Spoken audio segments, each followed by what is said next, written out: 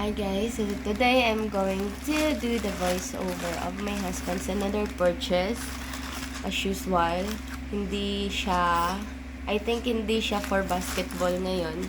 Para naman to sa hobby niya. Another hobby since pandemic.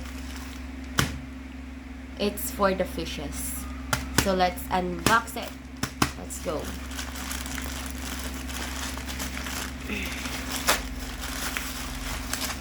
Kung hindi ako nagkakamali, para ito sa Arwana.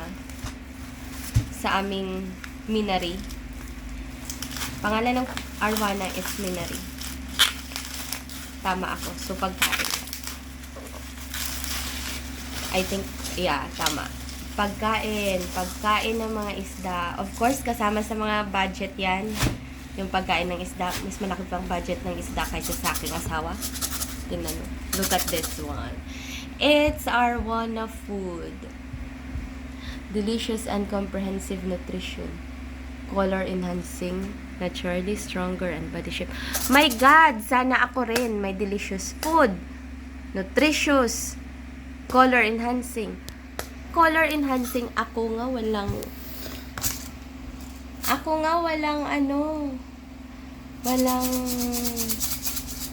skincare. Pero yung Arwana may color enhancing. But anyways, eto na. Magiging pagkain ng Arwana. For change naman, hindi na siya kakain ng worms. Eto na. At sana magustuhan to ng aming pinakamamahal na Minari. So, tingnan natin yung sa loob. Oh my God. Oh, I see. Okay.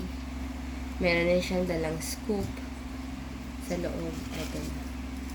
Oh my God. That looks like cereal, Mommy. Yeah, it looks like cereal. Okay. So, itatry natin itong pakainin mamaya at yeah, tingnan niyo kung paano kami magpakain kay Minari, yung aming Arwana. Alright, so aside sa food, yung package pala is may dalang sticker. King of the Tank. Fish Daddy. Fish Daddy. Alright. Lalagay din natin ito sa tank mamaya.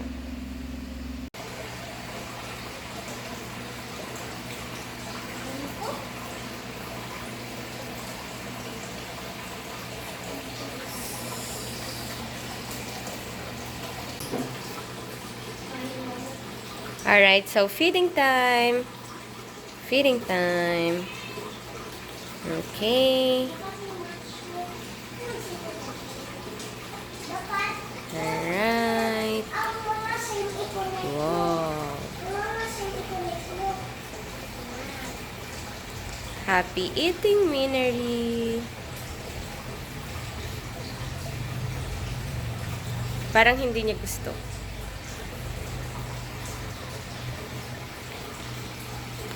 I think busog pa siya dahil kakakain niya lang ng mga worms.